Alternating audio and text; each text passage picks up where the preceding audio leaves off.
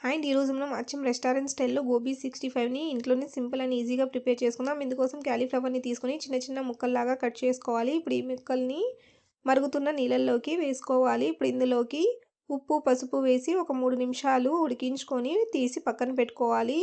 Mixing బౌల్‌లోకి corn flour, మైదా పిండి, కారం, గరం మసాలా, మిరియాల పొడి, ఉప్పు, ఫుడ్ కలర్, అలాగే అల్లం వెల్లుల్లి పేస్ట్ వేసుకొని ఒకసారి బాగా మిక్స్ చేసుకున్నాక కొద్దిగా నీళ్ళని పోసుకొని థిక్ పేస్ట్ లాగా కలుపుకోవాలి.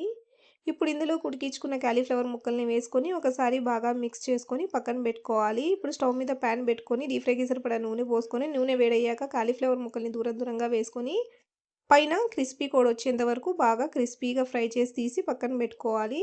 ఇప్పుడు వేరొక ప్యాన్‌లోకి 2 టేబుల్ స్పూన్ల నూనెని, పచ్చిమిర్చి, కరివేపాకు, అల్లం వెల్లుల్లి పేస్ట్ వేసి 2 నిమిషాలు ఫ్రై చేసుకున్నాక ఫ్రై చేసుకున్న క్యాలీఫ్లవర్‌ని యేసుకొని హై ఫ్లేమ్‌లో 2 నిమిషాలు వేయించుకుంటే ఎంతో టేస్టీగా ఉండే గోబీ 65 రెడీ.